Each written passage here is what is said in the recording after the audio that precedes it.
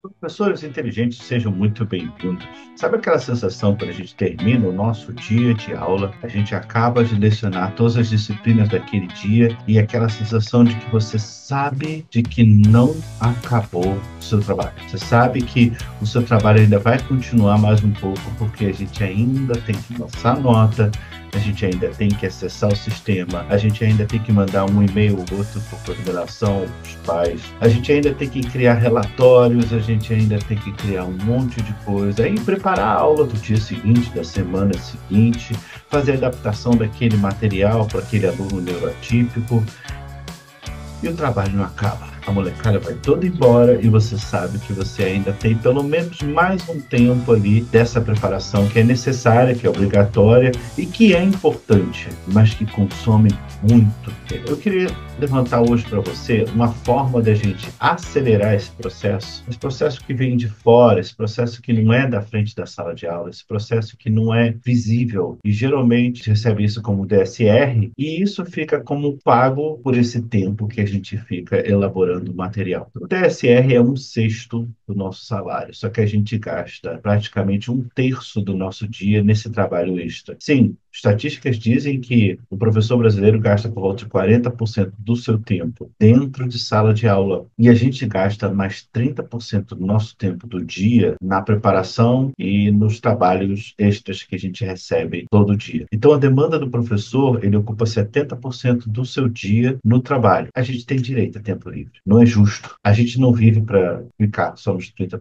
A gente tem direito a mais. E eu quero mostrar para você como é que você pode realmente acelerar toda essa parte burocrática com a inteligência artificial. E aí eu sei que você já vai começar a torcer o nariz, porque inteligência artificial é mais uma daquelas tecnologias que vão vir para a sala de aula, que vão encher o meu saco. E aí eu vou te corrigir agora. Na década de 90, a gente passou a ter computadores dentro da sala de aula, nas escolas, muito dificilmente para todo mundo. Eu entendo, nos anos 2000, computadores já estavam muito mais espalhados pelo ambiente escolar, e aí chegava a internet. 2010 foi a ascensão das LMS, que são as plataformas onde a gente joga as nossas aulas, os nossos conteúdos lá. É o Google Sala de Aula, o Moodle, e aí, dependendo da escola que você está, você vai adotar uma LMS que seja mais apropriada à sua realidade. Tudo bem, isso tudo veio, mas veio de cima para baixo. Era a direção jogando para gente, era o sistema jogando para gente, era o mercado que estava usando isso daí, então a gente meio que se sentia obrigado a utilizar também. Mas, na verdade, a gente não tem nenhum controle sobre essas plataformas, sobre esses usos, né? Eles foram empurrados para o professor. Só que agora é diferente. A partir de 23, 24, a gente passa a ter uma ferramenta que ela é digital e pela primeira vez, tanto o coordenador quanto o diretor da escola e você tem acesso à mesma tecnologia da mesma forma. E sim, você pode utilizar ela ou não do jeito que você quiser. Se você não utilizá-la, beleza, você vai continuar na vida em que você está, na qual 30% do seu tempo, da sua vida, é para se dedicar a coisas as quais você deveria estar fazendo durante o tempo de sala de aula. Então você vai perder 30% do seu tempo todo dia. Agora, se você consegue utilizar essa nova tecnologia a seu favor, eu te garanto que desses 30% você reduz isso em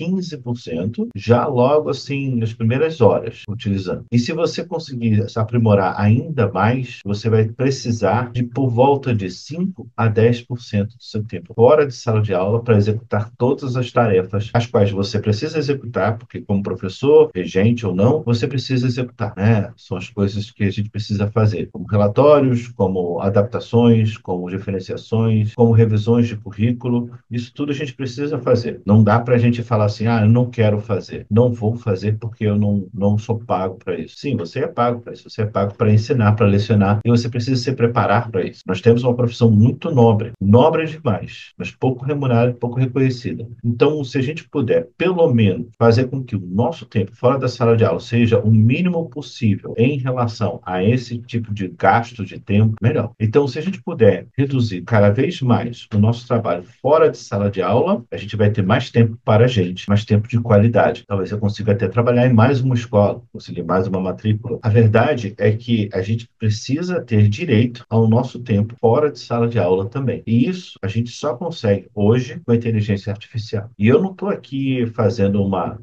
propaganda de uma inteligência artificial específica ou coisa do tipo. Não. A ideia é que várias coisas do que a gente faz fora de sala de aula, a inteligência artificial vai fazer melhor do que a gente. Para que a gente foque naquilo que a gente é melhor do que a inteligência artificial, que é cuidando das nossas crianças e adolescentes dentro de sala de aula. Não tem como a inteligência artificial chegar a um nível igual ao nosso, de professoras e professores humanos, que consegue se conectar com outro humano e transmitir conhecimento nessa conexão. Isso a inteligência artificial é incapaz de fazer. Mas o que ela é capaz de fazer é ajudar você a fazer uma adaptação de uma prova para um aluno com dislexia. É você planejar um projeto interdisciplinar em questões de minutos. Ela ajuda você a resolver o problema de vários pais mandando e-mails para você e você não saber como responder cada um deles. Ela ajuda quando o seu coordenador pede para você um relatório sobre cada aluno da turma a qual você está dando aula e ele consegue fazer isso de forma bem mais rápida do que você faria e com feedbacks individualizados para cada aluno. Então, entenda, a inteligência artificial vai fazer aquilo que é o nosso trabalho mais burocrático, que é o nosso trabalho de sentar e fazer análise de dados. A inteligência artificial é excelente na análise de dados e é péssimo para transmitir informação. A informação é você quem faz, mas ela pode te ajudar fazendo uma curadoria daquilo que você poderia ensinar também, tá? Então, tudo isso faz sentido quando a gente usa a inteligência artificial do lado do professor para ajudar a gente a seguir adiante. Então, vamos lá. Vamos falar de números então de novo. Eu vou dar um exemplo que é pessoal, lógico, e aí eu sou um usuário avançado de inteligência artificial. Mas para você ter uma ideia, eu posso criar uma aula em tópicos claros, tipo, começa assim,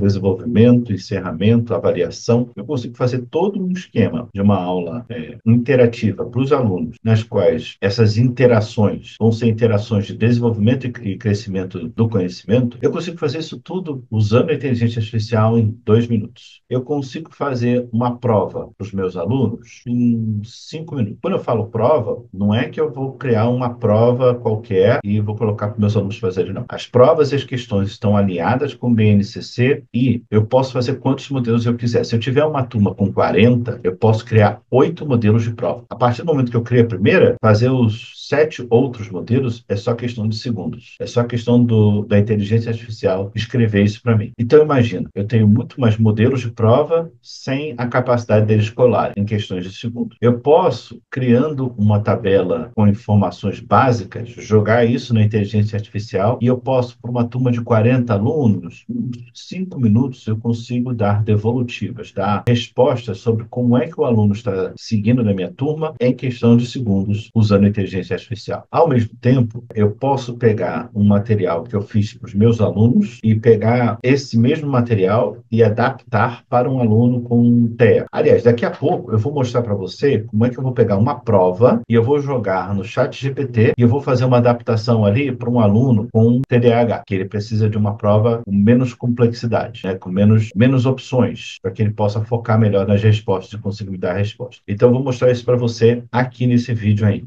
Então, vem cá. Então, por que professores, então, evitam a inteligência artificial? Então, assim, eu entendo que a maior parte das coisas que a gente faz hoje em dia e que usam ferramentas digitais, elas só substituem o papel. Do tipo, eu aposto contigo que se você trabalha com diário digital, diário online, aí eu não sei o nome da plataforma que você usa. Sabe aquele esquema que você tem que entrar num site para poder marcar a presença dos alunos? Ou então, quando você tem que colocar o conteúdo da sua aula, PDF, alguma coisa do tipo, lá no Google Sala de Aula? Gente, isso é substituir o papel. O diário online, ao invés de você ter um papelzinho lá para marcar a presença dos alunos, você joga ali, que diferença faz? A única coisa é que dá um feedback mais rápido, não só para o gestor da escola, como também para o pai e para a mãe. Isso é importante, isso é muito bom. Mas do ponto de vista do professor, é trocar 6 por meia dúzia, porque a gente continua tendo que fazer a presença do mesmo jeito. Quando você tem que postar as coisas lá no Google Sala de Aula ou uma outra plataforma qualquer, é a mesma coisa quando você pegava esse artigo, levava para Xerox, fazia cópia para entregar para os alunos. Então, assim, do tipo, que diferença faz fazer no papel ou no digital? É lógico que tem diferença. diferença. Lógico que tem a questão ambiental, que a gente deveria pensar também. Mas acaba sendo o mesmo trabalho, acaba sendo a mesma função, né? A gente economiza algum tempinho ali, mas se a tecnologia não vem para reduzir o nosso trabalho, só modifica o nosso trabalho, então por que utilizar tecnologia na educação, né? A verdade é que a inteligência artificial é a única de todas as tecnologias que a gente tem hoje, reduz de verdade o nosso trabalho. A gente pode pensar em construir um relatório à mão, e tudo bem se você gosta de fazer assim. Você pode pensar em fazer um relatório abrindo um documento no computador e digitando as coisas, tá bom, beleza. Ou você pode dar alguns comandos para a inteligência artificial e ele vai fazer tudo isso para você. Você só vai ter o trabalho de verificar para ver se está tudo ali, está tudo certinho. Das três opções, eu acho que a última é que vai realmente salvar o seu tempo, né? É a última que vai permitir que o seu tempo seja economizado de verdade. Então, não é uma tecnologia que vem para substituir o trabalho a qual você já faz. É uma tecnologia que vem para refazer sua forma de trabalhar, a ponto de reduzir muito mais o trabalho qual você tem. Eu vou mostrar para você agora na prática. Vou compartilhar minha tela e aí você vai ver a minha tela do chat GPT. Essa conversa que você está vendo aqui do lado é a conversa que a gente já tinha começado na aula passada, tá? Se você olhar aqui, ó, tem tudo a ver com a aula passada. Eu montei uma prova baseada no conteúdo que a gente conversou na aula passada. Com esse conteúdo, a gente vai fazer o seguinte: eu criei uma prova, um modelo de prova, um só, tá? E eu vou carregar ela aqui. E aí, aqui tem 10 questões, múltipla escolha, com 4 opções cada questão, 3 questões discursivas. Essas 3 questões discursivas, elas são de um nível variado, né? Tem uma questão mais fácil, uma mediana, uma mais difícil. O que eu vou pedir aqui, ó, preste atenção no que eu vou pedir. Eu carreguei um arquivo com o modelo de prova a ser aplicado na turma, mas eu preciso de uma adaptação para um aluno neuroatípico com TDAH. Ele necessita que as questões sejam diretas e que você apenas dê 3 opções nas questões de múltipla escolha. Adapte também as questões discursivas nessa prova. É isso. Joguei isso. Então, eu tenho aqui uma prova que já está pronta. Carreguei o arquivo, eu sei o que tem lá dentro. Está vendo que eu coloco aqui a adaptação para um aluno neurotípico com TDAH, ele necessita que questões sejam diretas e que você dê apenas 3 opções. Como é que eu sei disso? Bem, isso, no meu caso aqui agora, no caso que a gente está fazendo, eu estou pegando da minha cabeça, né? Das informações do Instituto Minha Cabeça. Mas se eu preciso disso aqui na vida real, onde é que vai estar isso aqui? Isso aqui vai estar no PEI. Isso aqui vai estar nas informações passadas pela coordenação, pela direção, pelo setor de orientação pedagógica, sobre as necessidades de adaptação e diferenciação de cada aluno. Então, essa informação, ela não vem do nada. Você, na verdade, tem uma fonte disso na sua escola. Se eu simplesmente disser adaptação para aluno neuroatípico com TDAH, ele vai assumir quais são as mudanças necessárias. E aí tem um risco. Pode ser que ele faça alterações às quais esse aluno ainda não se sinta adaptado. Então, você tem que descrever para a plataforma, para a inteligência artificial, exatamente o que você quer. O grande lance da inteligência artificial, que a maior parte das pessoas trata o chat GPT ou qualquer outro que você possa utilizar, como o Google. O Google você joga uma pergunta, joga uma situação, e ele vai te dar uma resposta. O ChatGPT é uma conversa. A inteligência artificial é uma conversa. Tanto que se eu subir aqui, ó, você vai ver, ó, eu já estou conversando com ele já há um tempo. Ele montou a prova, ele montou um projeto, ele montou. Então, tudo isso aqui é uma conversa que a gente continua e aí ele vai desenvolvendo melhores resultados. Então, vamos ver como é que vai ficar essa prova? Vamos lá. Ele está lendo o documento, ó, adaptação da prova. E aí ele montou. A Cordilheira dos Alpes está localizada principalmente em quais países? Dá três opções. E se você reparar, a pergunta está bem pequenininha, tá vendo? Bem objetiva. País mais populoso da Europa. Aqui, ó, o Brexit foi um evento que marcou saída do Reino Unido da União Europeia, criação de moeda única, entrada da Turquia. Está bem mais fácil. Vamos lá, parte 2, discursivo. Como o clima e o relevo da Europa influenciam onde as pessoas vivem? Cite um conflito atual. Tá vendo? Essa adaptação mantém o conteúdo essencial, mas simplifica a estrutura e o volume de informações, ajudando o aluno a manter o foco e responder com mais segurança. O que acha? Precisa de mais ajustes? A inteligência artificial vai sempre perguntar para você o que você acha do resultado daquilo que ela faz. Você tem duas opções para dar essa resposta. Você pode dar aqui, ó, no joinhas, tá? Ou você pode escrever para ela. E aí você pode escrever também, tanto positivo quanto negativo. Se você disser para a inteligência artificial que você não gostou do resultado, ele não vai explodir na sua cara, ele não vai te atacar, ele não vai te mandar um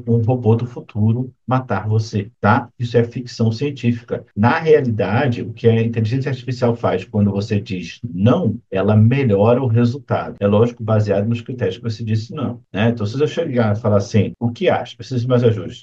Se eu colocar aqui assim, achei horrível, não vai adiantar nada. O que eu preciso colocar aqui é, achei que ficou raso demais nas perguntas discursivas. Aí eu estou apontando exatamente aquilo que eu quero, né? Elabore as perguntas. Não, já sei. Vou fazer uma outra coisa. Mantenha as perguntas originais, mas divida o trabalho em letras. Eu boto aqui A, B, C, para que o aluno consiga desmembrar a resposta em passos guiados. Então, ao invés de eu pegar a pergunta e simplificar ela demais, eu deixo a pergunta grande, mas eu coloco letra A. Então, responda, letra A, tal, letra B, letra C. Então, ele vai conseguir me dar uma resposta complexa, só que ele vai fazendo dividido por letras. Vamos ver como é que ele vai fazer. Aí ele vai refazer a prova todinha, tá? Então, vai lá, ele viu que a parte um eu gostei, então ele vai repetir exatamente como eu fiz. E aí, na parte 2 ele vem, ó, como que o clima e o relevo da Europa influencia a distribuição da população no continente? O que é o clima e como ele varia na Europa? Como o relevo da Europa influencia as cidades de agricultura? Por que algumas áreas são mais povoadas do que outras na Europa? E aí a gente vai seguindo, o número 2 e o número 3. O 3, olha, dividiu até em D, né? Agora ficou legal. E aí ele explica o resultado daquilo que ele fez, que é manter as perguntas originais, divide o pensamento em pequenos passos e dá mais clareza ao aluno. Aí ele diz, lógico, agora sim, eu acho que ficou bem equilibrado. O que você acha? E você pode dizer para ele, sim, agora acho que ficou melhor. Obrigado. E é bom agradecer ao ChatGPT. Ah, não, é porque cortesia, porque você é uma pessoa legal? Não, é porque ele entende que esse tipo de raciocínio que ele acabou de fazer e você gostou é o tipo de raciocínio que ele deve fazer e seguir adiante nessa conversa até o final. Então, ele é um feedback que você dá para ele, para que ele entenda que é por essa linha que eu quero que você pense. E isso faz toda a diferença, principalmente quando a conversa começa a ficar muito longa. Inteligência artificial não rouba tempo, ele te devolve tempo. A inteligência artificial, ela vem justamente para facilitar o seu trabalho. Eu não acelerei esse vídeo. Esse vídeo está exatamente na velocidade a qual que eu digitei e as respostas vieram. O que acontece aqui é que se você está usando a inteligência artificial, se você está usando o ChatGPT ou qualquer outro, e você sente que a resposta está demorando muito, tem a ver com a sua conexão. Então, se a sua conexão está ruim, se a sua conexão está lenta, a resposta vai vir mais devagar. E aí, sobre isso, existe uma inteligência artificial, que é o DeepSeek, que ele ainda tem um limite de volume. Ele ainda não tem tantos servidores quanto os outros. Então, o que acontece? Como as pessoas estão usando muito o DeepSeek, e eu vou dizer para vocês, é hoje a inteligência artificial com respostas mais precisas que existem, tá? E ele é gratuito. Por ser gratuito e por ser muito preciso, muita gente está usando e volta e meia você começa a usar e a sua internet está uma beleza, mas a conexão cai, tá? Então o servidor aparece a resposta, servidores estão ocupados. E aí você às vezes tem que esperar 5 minutos, ou às vezes você vai ter que esperar um dia inteiro para voltar a continuar naquela conversa. Fora o DeepSeek, então se você usa Copilot, que é da Microsoft, né? Então se você tem um computador Windows, você já deve ter o Copilot. Você tem o Gemini da Google, também que funciona muito bem. E tem o ChatGPT que tem a versão paga e gratuita. Eu estou usando somente a versão gratuita. E a versão gratuita é mais do que suficiente para você fazer tudo o que você precisa dentro e fora da sala de aula. Eu pergunto agora para você o seguinte: você vai querer ficar de fora de toda essa revolução, de toda essa transformação, ou você vai querer realmente participar